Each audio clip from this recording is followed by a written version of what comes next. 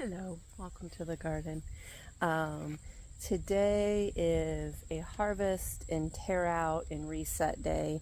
We'll see how far we get, but it's time for that batch of zucchini to come out. They're looking pretty sad.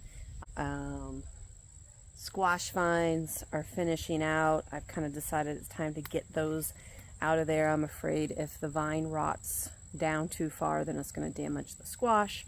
So winter squash is going to come out of that bed up there. Need to harvest basil and peppers and possibly tomatoes. See how many of all of those things we end up with and get some processing done. So welcome to the garden. Welcome to reset and processing day.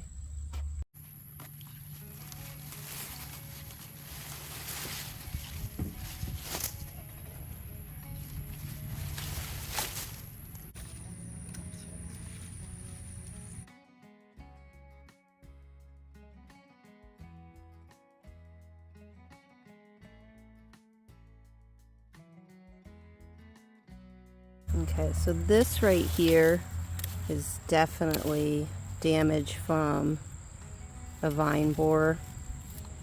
Nope, I think, yep, right there. That is what they look like. That's the larva.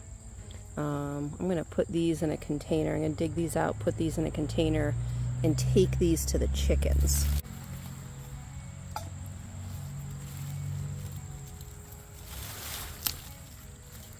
There's one right there.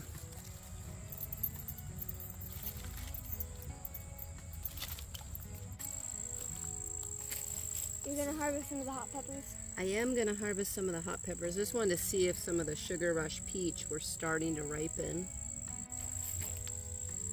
We're going to have so many of these datils. Datils? Datils. Datils? That's how I'm saying it. D-A-H-T-I-L. Datils. Yeah.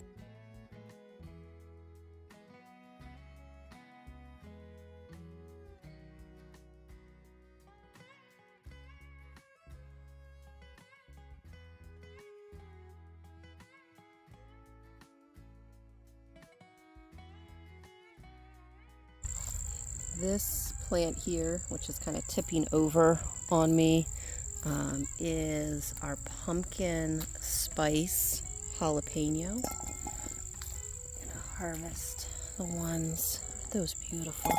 These are regular jalapenos. So I'm gonna harvest a few of these because I want to do some fermented jalapeno, notapeno rings.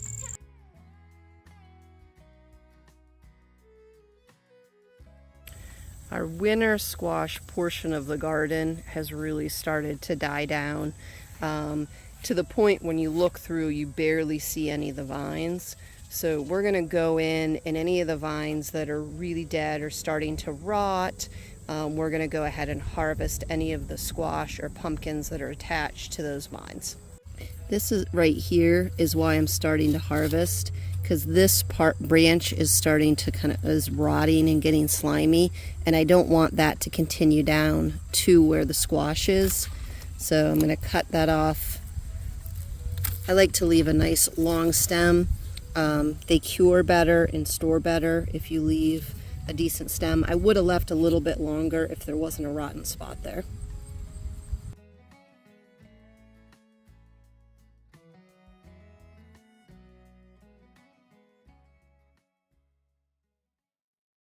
Alright, we are processing stuff in the kitchen.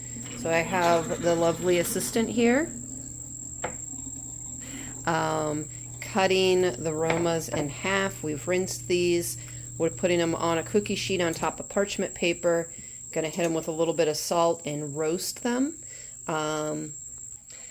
After we've roasted them, we're gonna put them, after they've cooled a little bit, put them through the food mill and make sauce, trying to maybe get a little bit of a roasted flavor in those tomatoes. Harvested about 10 pounds of tomatoes today, mostly Romas. These up here are the ones that aren't quite ripe. They're gonna have another day or two. the thing that really needs our attention as soon as we get these into the oven is a whole bunch of peppers. We've harvested, oops, here's a bowl of sweets.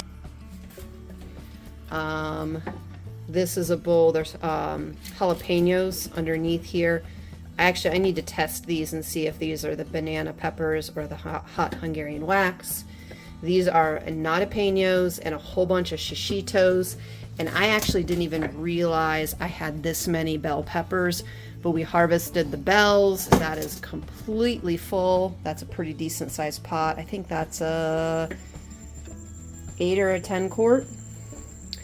And then we have a whole bunch of hot peppers. These are pumpkin spice, and these are, I never remember the name. If I do say it, I'll say it wrong, but we call them hot purple peppers. Those we're planning on freezing and fermenting, and I might even try to roast some and freeze them. We'll see. It's almost 7 o'clock. We'll see how much we can get through tonight.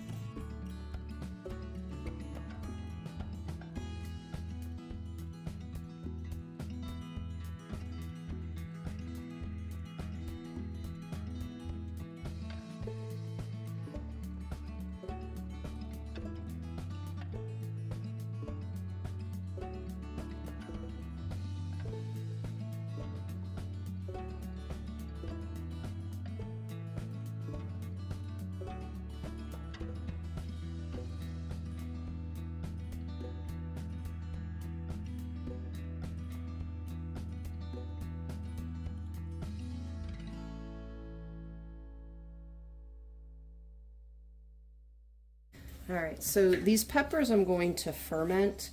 So I have the jars reasonably well filled. I'm going to use my filtered water right here to cover the vegetable matter. So this is in general, anytime you're fermenting, you do need to use a filtered water. It's quite possible that I could use a better filter than the one I have, but this is the one we have. So I'm going to fill that. This is just a matter of making sure we have enough water, like the right amount of water to cover, in this case, the jalapenos. Oh, jalapenos, not jalapenos. All right. So I'm just going to use the weight as a way to hold the vegetable matter in, and I'm going to pour out the liquid into a separate jar, and I'm going to use this jar to dissolve the salt into.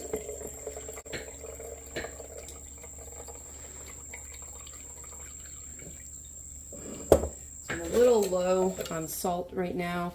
I'm going to do a tablespoon. Thankfully, picking up an order tomorrow. I use Redmond's real salt. Just my choice. I believe you want something that doesn't have iodine in it. Now this is like the recipe I use. I am not an expert in fermenting, so I would recommend always have a cookbook or a recipe book. Yeah, cookbook. A recipe book that you would use for this. So you're making sure that you're getting the right amount of salt. Okay, so that is going on there. We want to make sure that all the jalapenos stay below the salt solution. The cool thing about fermenting to me is you can do like just 1 or 2 jars at a time. It gives you some variety. You've got that really good probiotic. Now this is going to sit on the counter for 4 days. After 4 days, I'm going to test the flavor, and then if I like the flavor, we're going to just take the weight and the self-burping nipple off and store it in the fridge. It is a good idea to label these with the contents and the day you started them. You think you're going to remember, but you get later into the season or next summer You're like, when did I make that and what did I put in it? So it's really a good idea to make sure you label it. These videos are kind of my documentation to help me keep track of this.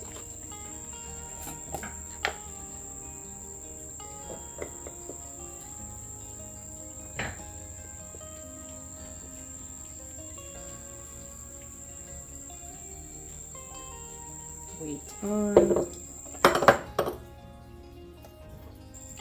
Now I have one set of 4 of the weights and the tops, the self-burping nipples for the wide mouth jars. I also have a set that would work for the narrow mouth jars. I found that is plenty. You do want to set these in some kind of container because they will bubble over. Some of the salt solution will bubble out of these. I used to be somewhat afraid of fermenting because I just pictured mushy and gross. The thing that the course that I took stated is what you're basically doing is you're creating an environment where only the good bacteria can grow and the bad can't. So you're encouraging the good bacteria to grow, which is good for your gut health and will preserve the vegetable and give you fantastic flavor. And if you get something like, if you get mold, that's your sign that well, actually they said you could actually just scoop it off and eat it. I don't know that I would, but basically this will get cloudy. You will get like a little bit of like white. It looks like precipitation that comes out of it. From my understanding, that's the wild yeast from the fermentation process.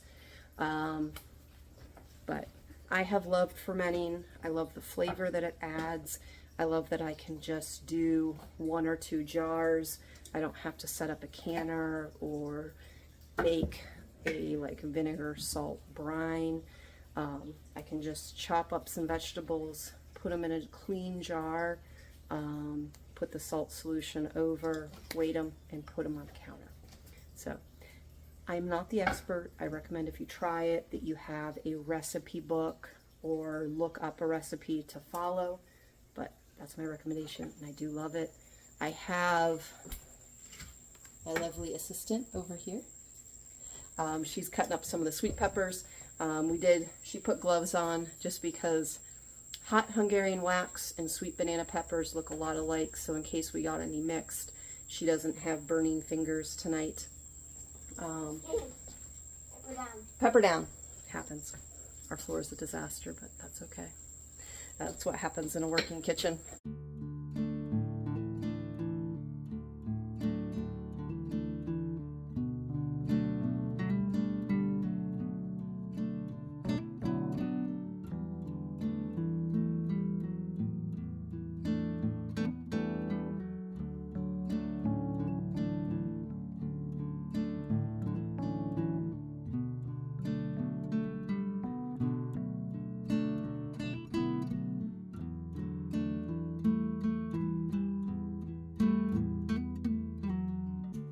Make sure to label your freezer bags with the contents and the date. Again, that's one of those things, it seems, slide this end in. Okay, can you get one of the rubber spatulas? Rubber spatula. It seems silly, but there's definitely stuff we were just cleaning out our freezer and we're like, I don't know how long that particular thing has been in there.